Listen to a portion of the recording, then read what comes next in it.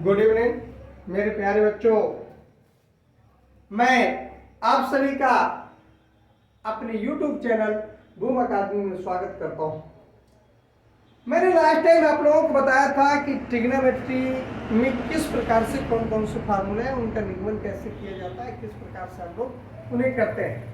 आज उन फार्मूलों के बाद मैं आप लोगों को बताने जा रहा हूं कि उसमें क्वेश्चन कैसे कैसे होंगे और उन क्वेश्चंस को हल कैसे करना है। आज सबसे पहले मैं आप लोगों को ये जो प्रश्न बता रहा हूं इस पर आप लोग फोकस करें। आप लोगों को क्वेश्चन में दिया होगा, यदि साइन थीटा इक्वल टू 3/5 तो सभी त्रिकोणमितीय अनुपात ज्ञात कीजिए। अगर आपसे ये कहता है सभी त्रिकोणमितीय अनुपात ज्ञात कीजिए तो आप लोग कैसे ज्ञात करेंगे?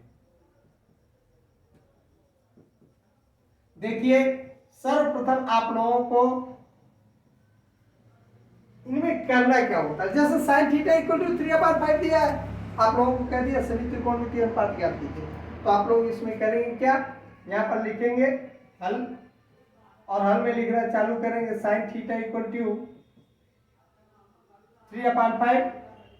अब आप लोगों को ये पता है साइन थीटा बराबर क्या होता है, लंब बटे कर्ण। इसे हम यहाँ लाइक कैसे निरूपित कर ले।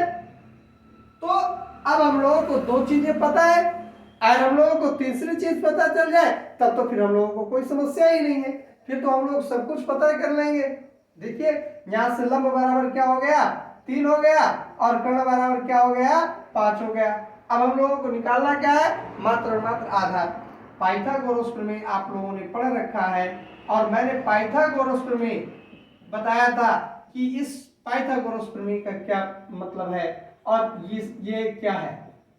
मैंने आप लोगों को बताया था समकोण त्रिभुज में समकोण के सामने वाली भुजा यानी कर्ण का वर्ग शेष दो भुजाओं के वर्गों के योग के बराबर होता है, यानी कर्ण वर्ग बराबर लंब वर्ग प्लस आधार वर्ग।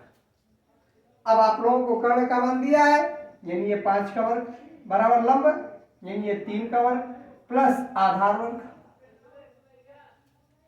5 का वर्ग क्या है, 5 25 बराबर 3 का वर्ग 3 त्रिकाई 9 प्लस आधार वर्ग।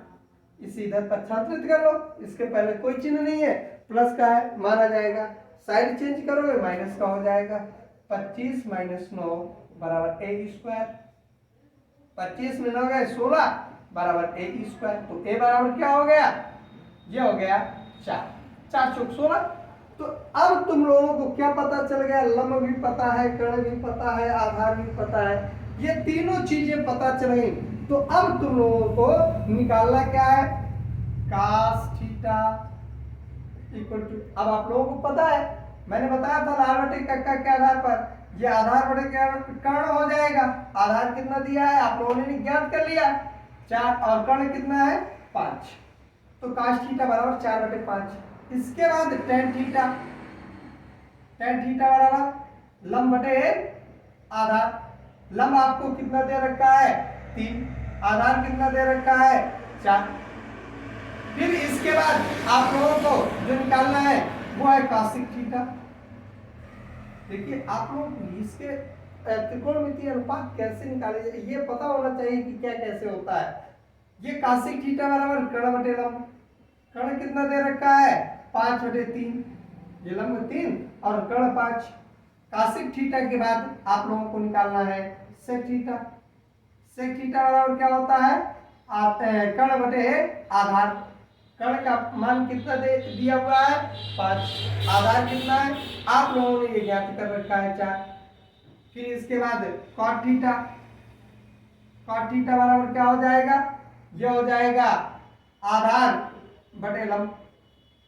आधार कितना दे रखा है आप लोगों को, आधार का मान 4 दे रखा है, लंब कितना दे रखा है 3 दे रखा है। इस प्रकार से हमारे समस्त त्रिकोणमितीय अनुपात पता चल जाते हैं। यानी एक क्वेश्चन इसमें आप लोगों से पूछ लेगा कि बताइए इसके समस्त त्रिकोणमितीय अनुपातों का मान ज्ञात कीजिए। तो आप इस प्रकार से इन समस्त त्रिकोणमितीय अनुपातों को ज्ञात कर सकते हैं। अब इसके बाद मैं दूसरा क्वेश्चन लेता हूं जिस पर रिलेटेड आप प्रश्न आप लोगों से परीक्षा में पूछे जाते हैं। आइए देखते हैं किस प्रकार के प्रश्न आप लोगों से परीक्षा में पूछे जाते हैं। देखिए, जब आप लोग परीक्षा में पेपर देने के लिए बैठते हैं तो उसमें भिन्न भिन्न प्रकार से आप लोगों से क्वेश्चन किए जाते हैं। उन क्वेश्चंस में से क्या है आप देखते हैं। अब मैं मान लेता हूं आप लोगों को क्वेश्चन दिया है, यदि साइन थीटा इक्वल टू 4/5 तो 1 + tan theta upon 1 - tan theta का मान ज्ञात कीजिए। आप लोगों को यह प्रश्न दे दिया कि यदि साइन थीटा बराबर 4/5 तो 1 + tan theta upon 1 - tan theta का मान ज्ञात कीजिए। तो इसमें आप लोगों को करना क्या है, सर्वप्रथम पाइथागोरस प्रमेय लगा देनी है। पाइथागोरस प्रमेय आप कैसे लगाएंगे, इसमें आइए हल करते हैं। हल आप लोगों को पता है साइन थीटा बराबर क्या दे रखा है, 4/5। तो ये क्या होता है, साइन थीटा लंब बटे कर्ण। तो अब आप लोगों को लंब और कर्ण दोनों मान दे रखे हैं। अब यहां से आपको tan की वैल्यू निकालनी है, तो इसके लिए आपको आधार पता होना चाहिए। तो आइए पाइथागोरस प्रमेय लगाते हैं। पाइथागोरस प्रमेय से इसमें क्या होता है, कर्ण का वर्ग बराबर लंब वर्ग प्लस आधार वर्ग। इसमें कर्ण कितना दे रखा है, 5, आधार लंब कितना दे रखा है, 4 प्लस आधार वर्ग 25, ये प्लस का इधर आएगा माइनस का, 4 चौक 16 बराबर क्या हो जाए a²। ये 25 में 16 गया 9 बराबर a²। तो a बराबर क्या हो गया, यानी आधार का मान कितना हो गया, ये आप लोगों को 3 पता चल गया। अब आप लोगों को लंब आधार कर्ण ये तीनों चीजें पता चल गई। जो सामने सामने वाले होते हैं 4 बराबर ये ले लेंगे, 5 बराबर के ले लेंगे, बस वैल्यू रखनी है। अब हम लोगों को ये चीजें पता चल गई, तो अब हम लोग क्या करेंगे, यहाँ से tan थीटा निकालेंगे। आप लोगों को पता है tan थीटा बराबर होता है लंब बटे आधार। लंब कितना दे रखा है, लंब का मान दे रखा है आप लोगों को 4, आधार कितना दे रखा है 3।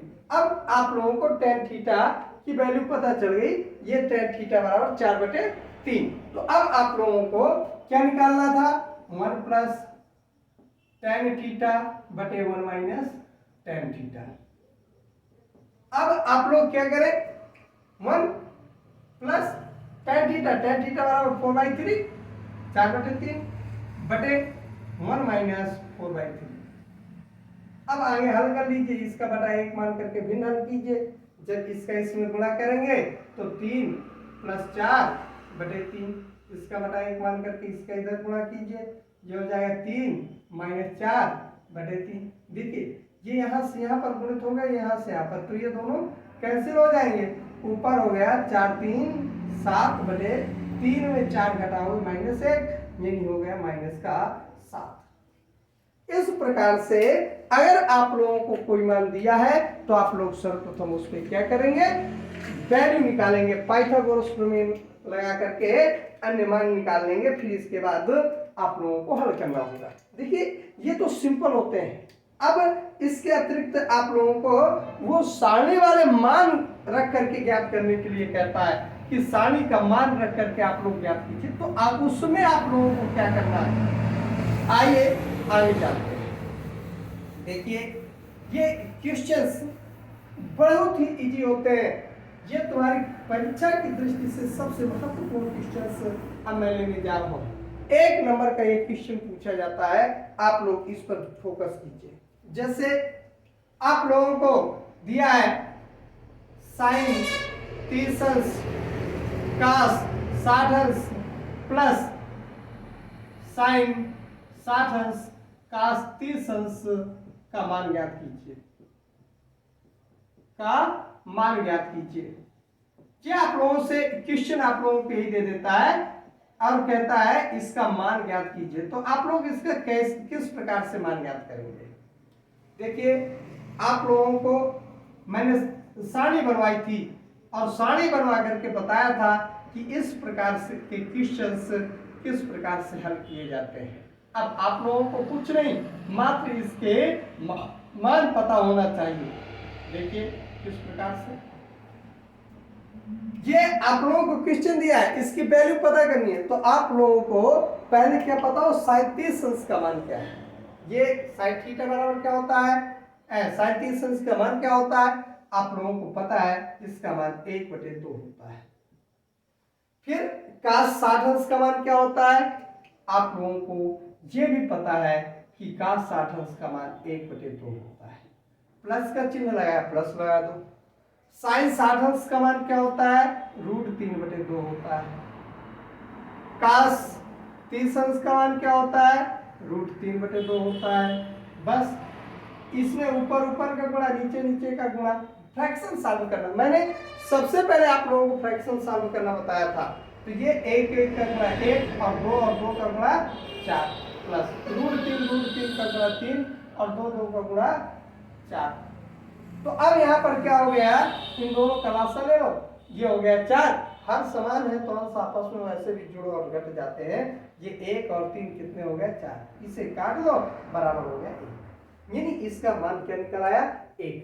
इसी प्रकार से आप लोगों को बहुत से क्वेश्चंस दिए होंगे जो आप लोगों को मात्र सारणी का मान ज्ञात होने पर पता चलेगा कि क्या है। अब मैं इसी में एक क्वेश्चन और ले लेता हूं। आप लोगों को क्वेश्चन दे दिया, साइन स्क्वायर 30 अंश प्लस कास स्क्वायर 60 अंश प्लस tan स्क्वायर 45 अंश का मान ज्ञात करो। सीधा सिंपल है, हमें इसका मान हल करना है, मान ज्ञात करना है। तो किस प्रकार से करोगे, इसमें सीधा हम लोग लेते हैं, हल लिखते हैं। और ये क्या है, साइन स्क्वायर 30 अंश प्लस कास स्क्वायर 60 अंश प्लस tan स्क्वायर 45 अंश। तो साइन 30 अंश का मान क्या है, 1/2। आप लोगों को पता है, इसका स्क्वायर लगाया तो स्क्वायर लगा दीजिए। प्लस कास स्क्वायर 60 अंश, इसका मान भी आप लोगों को पता है, ये भी 1/2 होता है। और ये क्या हो जाए, इसका होल स्क्वायर। tan 45 अंश का मान 1, ये स्क्वायर लगा तो स्क्वायर लगा दीजिए। ये हो गया 1/4 धन 1/4 धन 1। देखिए 1/4 1/4, ये हो गया आधा। और आधा और 1 क्या हो गया, सीधा सीधा 1.5 हो गया, यानी 3/2 हो गया। मैंने डायरेक्ट कर दिया, आप लोग कर लेंगे इसे। तो अब इसमें आइए मैं यहां पर अब जो आप लोगों को बताने जा रहा हूं, गारंटी है बोर्ड एग्जाम में इसी प्रकार का प्रश्न पूछता है। जैसे आप लोगों को दे दिया साइन 29 अंश बटे कास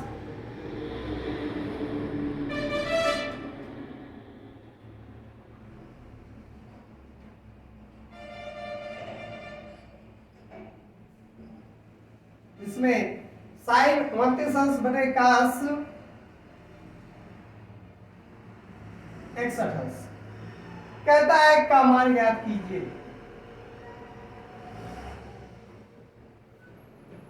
इसका हम लोगों से मान पूछ लिया।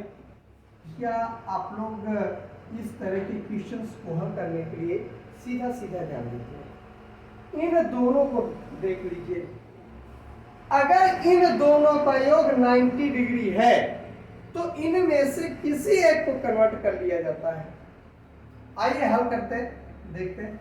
हाँ, ये हमारा क्या है, sine 29 degree by cos 61 degree. इन दोनों को जोड़ ले, दोनों का योग कितना हो गया, 90।